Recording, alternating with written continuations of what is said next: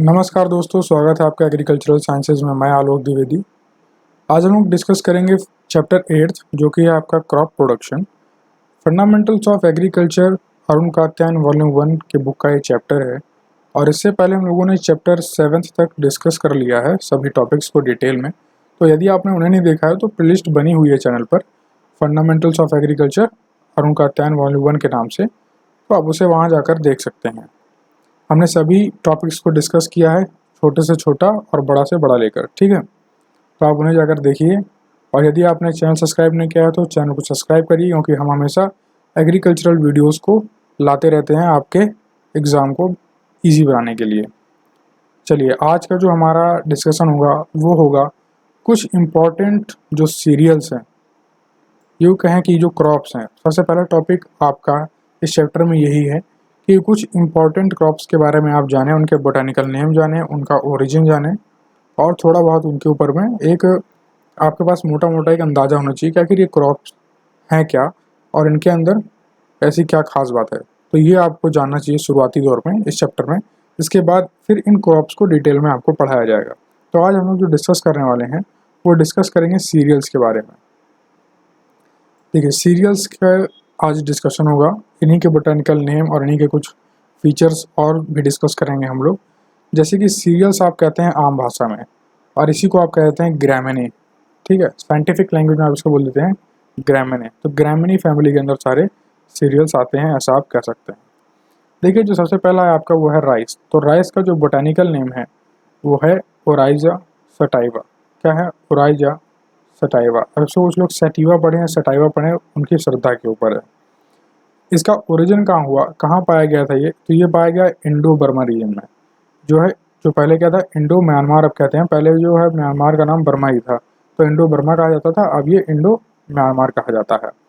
Protein content कितना होता है चावल में? तो चावल में प्रोटीन कंटेंट होता है 6 से 7%। बाकी 70% क्या होता है? कार्बोहाइड्रेट होता है। यहाँ पर देखिए आर मिसिंग है, तो आप इसको नोट कर लीजिएगा। कार्बोहाइड्रेट होता है कितना? 70%। ठीक है। एक चीज़ और मैं आपको बता दूं कि जितने भी सीरियल्स हम लोग यहाँ डिस्कस करेंगे उन सभी में जो कार्बोहाइड्रेट का कंटेंट होगा वो 70% ही होगा। कितना होगा? 70% ही होगा। ये आप नोट करके रख लीजिएगा। जो वैरी करेगा वो वैरी करेगा प्रोटीन कंटेंट। क्या वैरी करेगा? Protein content. यही सिर्फ अलग अलग होगा, बाकी जो आपका ये कार्बोहाइड्रेट है ये सब में सेम रहेगा। देखा जाए कि सबसे ज़्यादा प्रोडक्शन कहाँ होता है इसका, तो वो होता है वेस्ट बंगाल में। कहाँ होता है? वेस्ट बंगाल, जैसे आप बोलते हैं पश्चिम बंगाल में सबसे ज़्यादा जो है इसकी खेती की जाती है राइस की। व्हीट की बात करें, जैसे आप हिंदी में कहते हैं गेहूँ, तो गेहूँ का जो बोटानिकल नेम है इसको बोलते हैं आप ट्रेटिकम एस्टिवम। क्या बोलते हैं? ट्रेटिकम एस्टिवम। इसका ओरिजिन कहाँ हुआ था? तो ये साउथ वेस्ट एशिया में पाया गया था। कहाँ पाया गया था? साउथ वेस्ट एशिया, दक्षिण पश्चिमी एशिया में पाया गया था। ठीक है। प्रोटीन कंटेंट कितना होता है इसके अंदर? तो ये होता है 11 से 12% की। और कार्बोहाइड्रेट मैंने आपको बताया है कि 70%, जो कि कांस्टेंट चलेगा सीरियल्स में। प्रोटीन कंटेंट इसमें होता है 11 से 12%। एरिया ऑफ जो प्रोडक्शन है ये कहाँ है सबसे ज़्यादा इसका कल्टीवेशन करते हैं? तो वो पंजाब में है। और बात करें प्रोडक्टिविटी की, मतलब इसकी जो ईल्ड है वो सबसे ज़्यादा कहाँ मिलती है पर एकड़ या पर हेक्टेयर? तो वो मिलती है आपको बिहार में। लेकिन सबसे ज़्यादा एरिया में जो खेती है वो पंजाब में होती है व्हीट की। अब एरिया प्रोडक्शन की बात करें, मतलब सबसे ज़्यादा एरिया में जो कल्टीवेट किया जा रहा है वो व्हीट है, वो है पंजाब में किया जा रहा है। और जब प्रोडक्टिविटी की बात करते हैं, इसका मतलब 1 हेक्टेयर में कितना ज़्यादा जो है उसमें से ईल्ड मिलता है, कितनी उपज मिलती है, तो बिहार में प्रोडक्टिविटी इसकी ज़्यादा है। वहाँ ज़्यादा सूटेबल क्लाइमेटिक कंडीशंस हैं और सॉइल है। नेक्स्ट बात करें मेज़ की,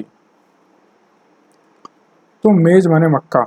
तो मक्का का जो बोटानिकल नेम है वो है जिया मेज़। क्या है? जिया मेज़। बोटानिकल नेम को हिंदी में क्या बोलते हैं? इस बोटानिकल को आप हिंदी में क्या बोलते हैं? ज़रा मुझे कमेंट सेक्शन में बताएं। ओरिजिन कहाँ ये मिला था पहली बार? तो ये मैक्सिको में इसका जन्म पहली बार हुआ है, वहाँ इसको पाया गया। प्रोटीन कंटेंट इसमें होता है 10%। गेहूँ से देखिए कम होता है मेज में प्रोटीन कंटेंट। ठीक है।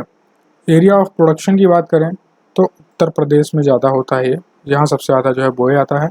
और सबसे ज़्यादा एरिया में तो बोया जाता है, इसके साथ साथ इसकी प्रोडक्टिविटी भी जो है उत्तर प्रदेश में सबसे ज़्यादा है, इसीलिए उत्तर प्रदेश में गेहूँ सबसे ज़्यादा लोग उगाते हैं। और गेहूँ नहीं, यहाँ पर मेज़ की बात हो रही है, मक्का को उगाते हैं, सॉरी। और समर मेज़ की बात करें कल्टीवेशन की, तो ये बिहार में ज़्यादा है। जो गर्मियों के मौसम में जो है जो मक्का उगाया जाता है वो बिहार में ज़्यादा होता है। सॉर्गम की बात करें, जिसे आप ज्वार बोलते हैं, तो इसका बोटेनिकल नेम है सॉर्गम बाइकलर। क्या? Sorghum bicolor. तो ओरिजिन इसका कहाँ? यह है इथियोपिया, सूडान, जो कि अफ्रीका में पड़ता है। ठीक है। प्रोटीन कंटेंट क्या होगा? 10 से 12% होगा। ये देखिए, सॉर्गम ज्वार में प्रोटीन कंटेंट ज़्यादा है मक्के और गेहूं की तुलना में। बाजरा की बात करें, जिसे आप पर्ल मिलेट बोलते हैं, ठीक है, इसका जो बोटेनिकल नेम है ये है पेनिसेटम ग्लाउकम, और एक है पेनिसेटम टाइफॉइड्स। ये वैरायटी के ऊपर डिपेंड करता है, दोनों में से आप ये ज़्यादा बोला जाता है ग्लाउकम। जो आप याद रख सकते हैं वही आप बोल सकते हैं, दोनों ही सही है।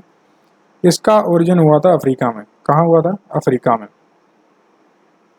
प्रोटीन कंटेंट की बात करें तो 10 से 12% इसमें ही प्रोटीन कंटेंट होता है। देखिए, ज्वार और बाजरा में प्रोटीन कंटेंट ज़्यादा है मक्के और गेहूं के मुकाबले में। और जो एरिया ऑफ प्रोडक्शन है उसकी बात करें तो गुजरात में ही जो है ज़्यादा कल्टीवेट किया जाता है। बारले, बारले क्या है? तो इसका बोटेनिकल नेम है आपका होडियम वल्गेर। क्या? होडियम वल्गेर। अब उसका वल्गेर बोलिए चाहे वल्गेर बोलिए, जो आप बोल सकते हैं जिससे आपको याद रहे वही आप इसको प्रोनाउंसिएट कर सकते हैं। ओरिजिन इसका हुआ एबीसीनिया, यहाँ पर बी होगा, बी यहाँ पर मिस हो गया है, बी होगा यहाँ पर। ये ए, फिर बी, फिर वाई, फिर एस एस आई, फिर एन, फिर आई, फिर ए। तो ये है एबीसीनिया, जो कि इथियोपिया में है। ठीक है। प्रोटीन कंटेंट की बात करें तो 11.5% इसमें जो है प्रोटीन होता है। एल्ब्यूमिनॉइड्स जो प्रकार है प्रोटीन का वो इसमें पाया जाता है। तो आई होप आपको ये क्लियर है। नेक्स्ट बात करें तो ये जो है इतना इम्पॉर्टेंट नहीं है, जो इम्पॉर्टेंट थे आपके वो यहाँ मैंने ज़्यादा उनको डिस्क्राइब किया है, तो यही आपसे एग्ज़ाम में ज़्यादा पूछे जाते हैं, और इनको एक नज़र आप देख लेंगे तो ज़्यादा सही रहेगा। जो इनमें इंपॉर्टेंट है वो मैं आपको बता दूंगा कि आप किसको याद रखें। मदुआ रागी फिंगर मिलेट, तो इसका बोटेनिकल नेम आप याद रख सकते हैं फिंगर मिलेट का, जो कि है इलियूसिन कोरा केना। क्या? इलियूसिन कोरा केना। ये जो डायबिटीज़ से ग्रसित लोग हैं, मतलब जो डायबिटीज़ पेशेंट हैं, उनके लिए काफ़ी गुड होता है उसकी हेल्थ के लिए। ठीक है, क्योंकि इसमें जो शुगर कंटेंट होता है वो काफ़ी कम होता है। नेक्स्ट जो है क्रॉप वो है चीना, जिसे आप प्रोसो मिलेट बोलते हैं। तो प्रोसो मिलेट का बोटानिकल नेम है पैनिकम मिलिएशियम। क्या? पैनिकम मिलिएशियम। ये इतना इम्पॉर्टेंट नहीं है, बट ये इम्पॉर्टेंट है, इसको आप याद रखिएगा। नेक्स्ट है आपका सावन या बैनियार्ड मिलेट, जिसको आप बोलते हैं बोटानिकल नेम से चीनो क्लोआ फर्मेंटेशिया। क्या बोलते हैं? चीनो क्लोआ फर्मेंटेशिया। ये भी इम्पॉर्टेंट नहीं है, आप इसको याद नहीं कर सकते हैं। ठीक है। कोडो है वरागू हराका एरिकलाउ, तो इसका जो बोटानिकल नेम है ये होता है पासपालुम स्क्रोबाइकुलेटम। ये इम्पॉर्टेंट है, इसको आप याद रखेंगे। ये कोर्सेस्ट ऑफ ऑल फूड ग्रेन, सभी फूड ग्रेन में सबसे कोर्स जो ग्रेन होता है वो इसी का होता है। ठीक है, तो इसको आप याद रखेंगे कि कोडो वरागू और हराका अरिकालू है कोर्सेस्ट ऑफ ऑल फूड ग्रेन है। नेक्स्ट जो आपका वो है काकून, इटालियन, जर्मन मिलेट और फॉक्सटेल। तो इसका जो बोटानिकल नेम है वो है सटारिया इटालिका। इसको भी आप याद रख सकते हैं, मतलब ये जो छोटा सा टिक रहेगा, ज़्यादा इंपॉर्टेंट नहीं है, बट ये दो इम्पॉर्टेंट ज़्यादा है। नेक्स्ट है आपका लिटिल मिल्ट या कुटकी। तो कुटकी का जो बोटानिकल नेम है ये है पैनिकम सुमाट्रेनेस। ये इम्पॉर्टेंट है, एग्जाम में पूछा गया है, इसको भी आप याद रखेंगे।